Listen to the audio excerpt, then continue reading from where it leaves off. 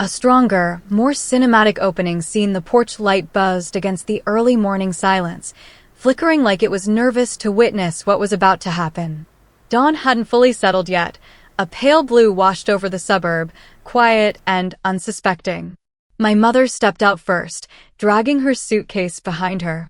The wheels scraped against the wooden planks of the porch, an impatient, staccato rhythm. "You're late, Violet," she said, tightening her cardigan around herself as if the cold were my fault, too. I glanced at the dashboard clock. 6:02 a.m. 2 minutes. Just 2. Traffic, I lied softly, pasting on the polite smile I had perfected over the years. A smile that could hide bruises, you just couldn't see them because the bruises didn't live on skin. I got out of the car and reached for her suitcase, already shifting into helper mode, the mode I was born into, apparently. But then the front door opened again, and everything inside me froze. Lauren stepped out. Hair blown out to perfection. Glossy lips. Designer suitcase rolling behind her, pink of course. She didn't even look at me at first. Just did a little twirl on the porch like she was debuting herself. And then she shot me a bright, rehearsed smile. "Morning, sis." My throat tightened. My palms felt cold. What's going on?" I managed, swallowing the tremor in my voice. My mother didn't hesitate. Didn't blink. Didn't even lower her voice. "Oh, sweetheart, we decided Lauren should come instead of you." She said it like she was announcing a pot roast recipe. She's been under so much stress lately. She really needs this trip. The trip. My trip. The one I had spent 2 years planning, paying for, dreaming about. A trip to finally thank my parents for everything they had done. A trip I had imagined sharing laughter and memories on. Instead of me, I repeated, the words sounding foreign in my own mouth. My mother waved her hand, dismissive and breezy. "Don't be dramatic, Violet. You're always busy anyway. You can travel later. Lauren needs this right now." Lauren's smirk was the kind that lived between smugness and entitlement. "Thanks for understanding," she said, like she was reading off a script where she was the main character and I was the background noise. My father stepped out last, quiet and sheepish, carrying his suitcase like it weighed more on the inside than out. He didn't meet my eyes. Not once. "This was supposed to be our trip," I whispered. "Something I planned for you." "And it still is," my mom chirped. "Just with Lauren." She said it so easily. Like erasing me was nothing new. In truth, it wasn't. I swallowed hard, forcing my face into something neutral, something acceptable. "Let's get going then." As they loaded their suitcases into my trunk, something inside me shifted quietly, but unmistakably. Something that had been bent for years. Something that had finally snapped. Deepening tension, character emotion, and inner conflict. The car felt smaller than usual. The kind of small that squeezes into your ribs and makes it hard to breathe. I turned the key in the ignition, and the engine hummed to life, but none of us moved for a moment. Then Lauren clapped her hands together like a child on Christmas morning. "Paris.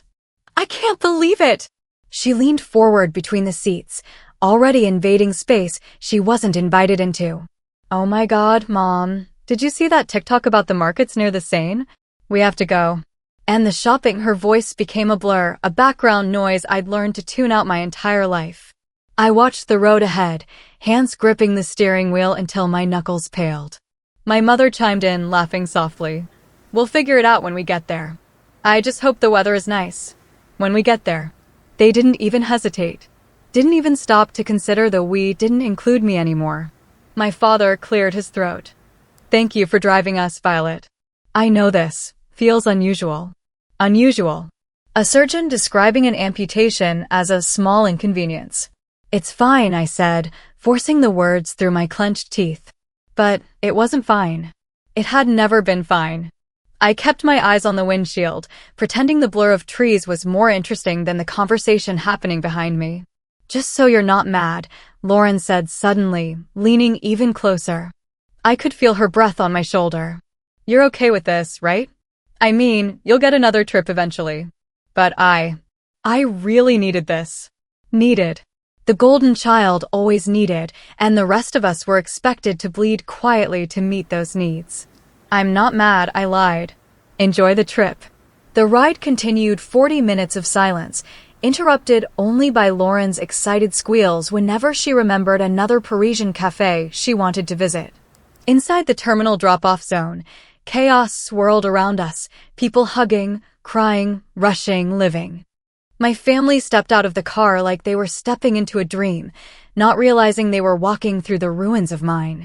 My mother hugged me lightly, already half turned away. "Thank you for understanding, sweetheart." Lauren tugged her suitcase behind her. "Bye, sis. You're the best." The words echoed long after they disappeared into the terminal. I stood outside the car for several seconds, staring at the revolving doors they had vanished through, feeling an ache deep enough to bruise bone. Somewhere inside me, a quiet voice finally whispered, "Enough." And for the first time in my life, I listened. The moment Violet fights back, the symbolic rebellion in the house was too quiet when I stepped inside, like even the walls knew something had shifted. Their absence lingered, but so did an anger that felt larger than my body. I went straight to my desk. My laptop lit up the room with a cold, bluish glow. Every reservation, hotels, tours, transport, sat neatly organized on the screen. Months of planning. Years of saving.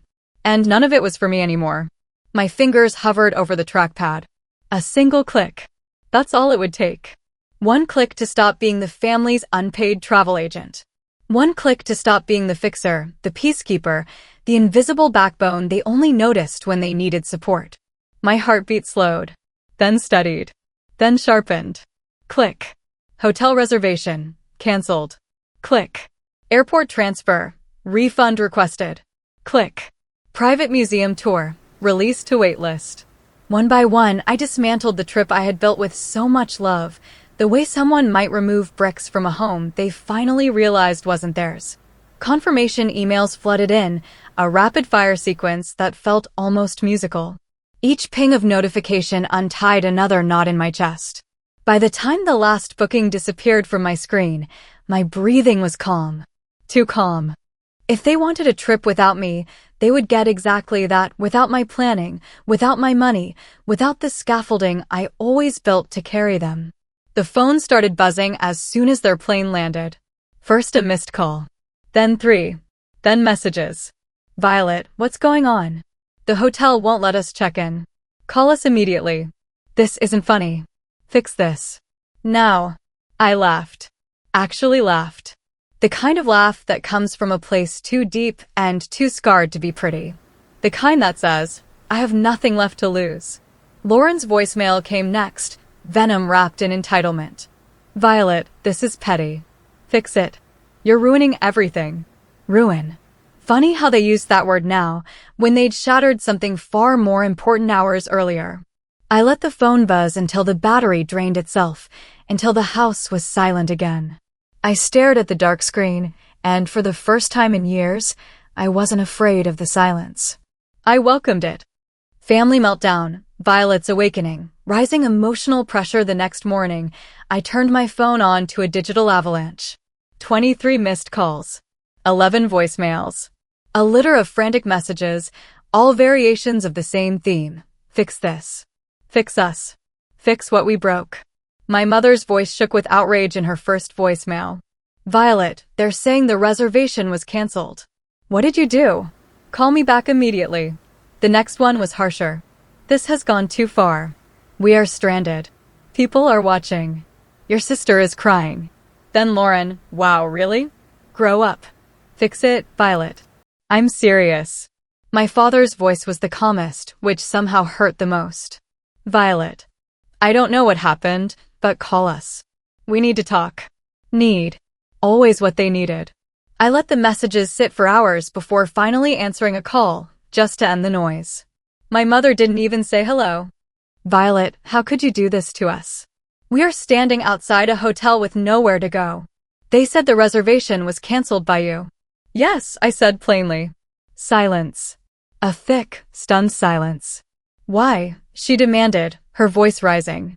"Oh, I don't know," I said coolly. "Maybe because you took my place on the trip I planned. Or because you treated me like an afterthought." "You should have understood," she snapped. "Lauren needed this more than you. And now she can figure it out," I said. From the background, Lauren's whine pierced through. Mom, hang up on her. She's being impossible. My mother hissed, we don't treat family this way. I almost laughed. Funny. I was thinking the same. I hung up before she could spit out another guilt trip. The silence afterward wasn't peaceful this time. It was empowering. For the next 2 days, they lived out their makeshift vacation like characters stranded in a bad sitcom. Cheap hotels. No tours. No reservations. No comfort. And every time they tried calling, I let the phone ring, then placed it face down and kept living my life. Coffee on the porch. Work emails. Cooking dinner to music I liked. Things that felt small but tasted like freedom. A few days later, their final voicemail arrived, the one my mother left before boarding the return flight. Violet, the trip is ruined. Completely ruined. I hope you're happy. Her voice cracked at the end. I wasn't happy. But I wasn't guilty either. I was something new. Something steadier. By the time their return flight landed, I wasn't the same person who had driven away from the airport days earlier. And they weren't ready for who I had become. The explosive confrontation, the truth finally spoke in their taxi, pulled into the driveway just as I took a slow sip of my coffee on the porch swing. The wooden boards creaked under the weight of everything unsaid. Lauren spotted me first, her face twisted in indignation. Well, I hope you're happy, she spat as she dragged her suitcase toward me. I raised an eyebrow. About what? Our trip was a disaster, she cried. We stayed in crappy motels. We had to figure out everything ourselves. We spent hours lost because nothing was booked. My mother stepped forward, her voice sharp. This was cruel, Violet. We couldn't afford anything else. You set us up to fail. I stood, placing my mug on the small table beside me. No, I said calmly. I didn't set you up. I canceled my trip. The one I spent years planning. The one you replaced me on. You chose to take Lauren instead. That was your decision. My father crossed his arms. You didn't have to cancel everything. That was extreme. And kicking me off a trip I paid for wasn't? I asked. He swallowed but didn't speak. Lauren scoffed. It's not that deep, Violet. It's just money. I turned to her, heat simmering beneath my calm tone. No, Lauren. It was never about the money. It was about respect. Something you've never had to earn because Mom and Dad handed it to you your whole life. They all fell silent. I continued, voice steady but ringing with everything I'd buried for years. I've been the responsible one. The dependable one. The planner. The fixer. The one who shows up. And what did I get? Dismissed. Replaced. Expected to sacrifice whenever Lauren needed something more. My mother's face flushed. That's not fair, no, I cut in sharply. What's not fair is how you treated me. You chose her over me without hesitation. And you expected me to smile about it. To fund it. To drive you to the airport like a good little daughter. I shook my head. I'm done. My father's voice cracked. Violet, you're punishing the whole family over one mistake. One mistake. I repeated. This wasn't a mistake. This was a pattern. Years of being overlooked. And now you're seeing what it feels like when I stop cushioning your decisions. Lauren rolled her eyes. You're so dramatic. And you're so entitled, I replied, unblinking. Silence again. Sharp. Heavy. Revealing. I picked up my bag. I'm glad you're home safe. But don't expect things to go back to the way they were. I'm not your doormat anymore. I walked past them, and for the first time in years, not one of them followed. Emotional closure, self-healing, a poetic and powerful finish. The drive home from their house was quiet, but not the suffocating kind. This silence felt earned. Clean. Like the air after a storm.